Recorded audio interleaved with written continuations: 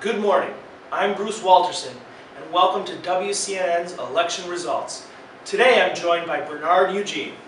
Good morning, Bruce. Like many people around the country, I've been on the edge of my seat for the past few weeks awaiting these election results. We are beginning to get results from across the WeGo nation, but nothing is official yet. Let's use this time to talk to WCNN's political analyst and state senator, Eleanor June. Eleanor? Greetings, gentlemen, and thank you for this opportunity. As I travel across the great state of Seven Blue, I feel I've developed a sense of what and who the people believe in. Though there are pockets of Odawaller supporters, it is looking like Seven Blue is going to go for Grandstone. People like hearing about Grandstone's lower tax plan. Any news on 8 white or 8 blue? Whoa, things have gotten heated in those states. No clear winner in either of those states. We'll have to wait and see which direction they fall. Thanks for that insight. Now let's move on to your future, Senator June. You've had a tremendous first term in the Senate. Should the White House prepare itself for the first female president? Bernard, I'm flattered by the mere suggestion of me as president. All I have to say is this. If the people are ready for Eleanor June in the Oval Office, I am ready for that honor. Wow! If that's true, I'm sure there are many citizens across this nation eagerly awaiting the next election. Political dynamite before even the results were read. I'm getting news that State Representative Miguel Fernandez is ready with comments on the vital State 7 white. Thanks. Recent trips have led me across this great country, and I've heard many things from many different people. If you travel south to 7 white, they'll tell you about the courage and the compassion of Harvey Odawaller. But that's where the partisan politic ends. 7 and 8 green split evenly down the middle. 7 red tie, 8 red leaning towards Odawaller. But that can change in an instant. It will all come down to the ballots. Any other comments, Representative Fernandez? I've been a state representative for nearly 20 years, and I think it's time to move forward. Move forward with the Fernandez initiative. Move forward not because I want to, but because the people want me to. I would like to formally announce my candidacy for the next presidential election. Another political bombshell! We need to catch our breath. We'll be back after this commercial break. Don't look at me.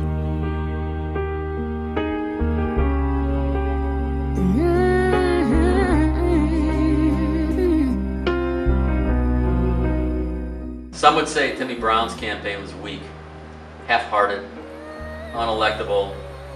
But words don't break a strong man's spirit. Words can't stop an idea that has spread like wildfire across the nation. The SMAG party lives on. But not in the hands of Timmy Brown. The SMAG party would like to announce the candidacy of Ellis Holliday. It looks like the next election is already set, but we still need to find out the result of this year's election. Wait. The election results are in. Let's begin with 7 blue. Was Senator June correct in guessing that it was Grandstone territory?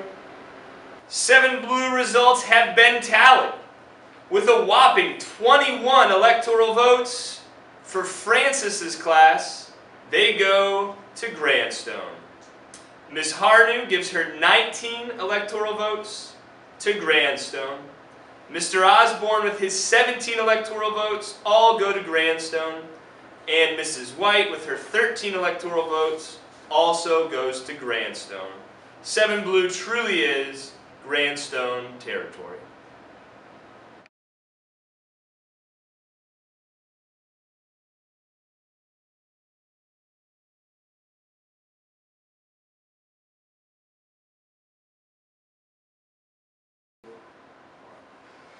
Ooh, it has been a long night tonight, but we have 7 white results in. First of all, we have Mr. Boyk, who is going for Odawaller. All 18 of his votes have been counted. Odawaller on the board. Mrs. Granberry, who's giving 16 to the Electoral College, Odawaller.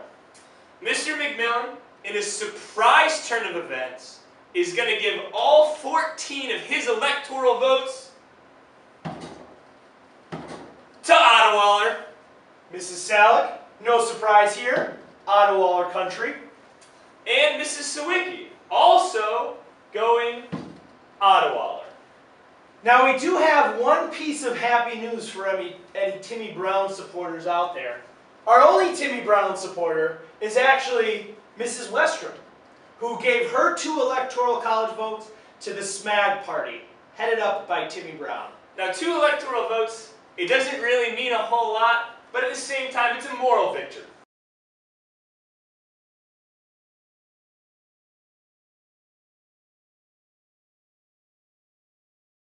The 7 red results are in, and I'm pleased to inform you about the Electoral College for 7 red. First of all, we have Ms. Meyer with 14 going for Grandstone.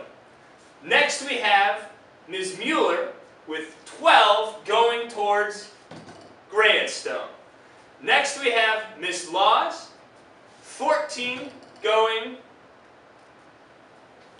Odawaller. Next we have Ms. Curry, who split half Odawaller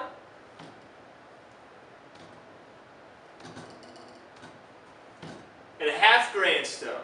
And last we have Mr. Duda, all 14 going to Odawaller.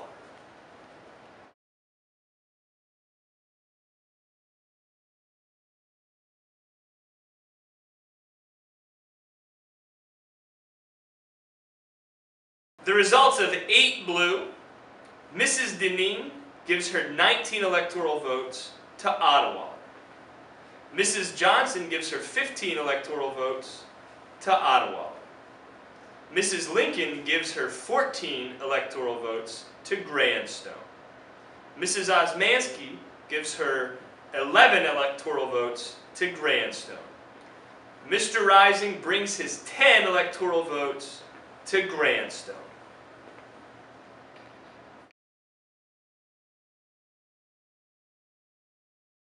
Let's now examine the green team results and the specials results.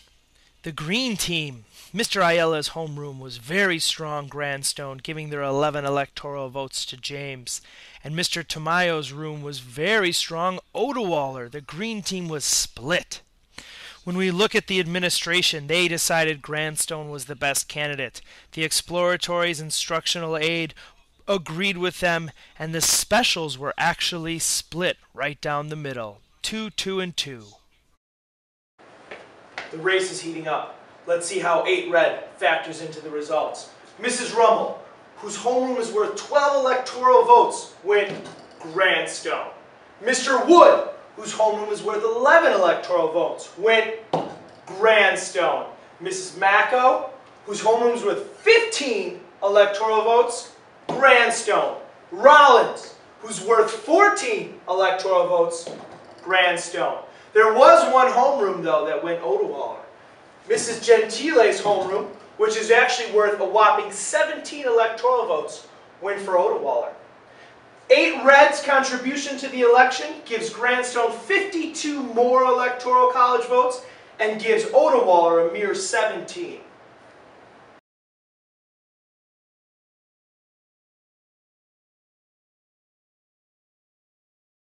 This just in, election results from 8 white. Mrs. Botkin, 18 electoral votes, Grandstone. Mrs. Doran, 17 electoral votes, also going to the Grandstone. Mrs. Gillen, in an extremely unusual event, splits her electoral votes 8 and 8 due to a tie. Ms. Harbin chose Grandstone. Mr. Johnson, 11 electoral votes, all go for Grandstone. Mr. Williams, taking a step outside of the 8 white box, actually gives all 11 of his electoral college votes to Odawaller.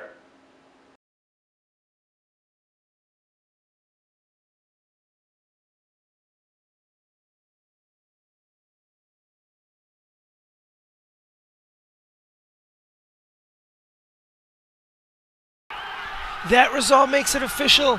The crowd is going nuts. James Grandstone has been elected the WeGo president with 295 electoral votes to Harvey Odawaller's 211. The crowd is going nuts.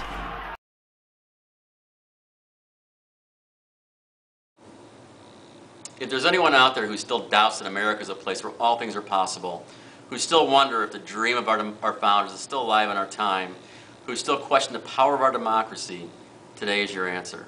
It's the answer told by lines that stretched around school in numbers this nation had never seen, by people who waited, many for the first time in their lives, because they believed that this time must be different, that their voice could be that difference. In the days of my youth, I was told that it means what it means to be a man. Now that I've reached that age and I've tried to do all those things the best I can. Good times, bad times, you know I've had my share. But now is the time for action. Now is the time for all of us to get to work and empower all individuals. I'd like to thank my campaign for their tireless work and devotion to our cause. We've come so far, we've seen so much, but there's so much more to do. It's time for us to get to work to bring prosperity and hope to all Americans.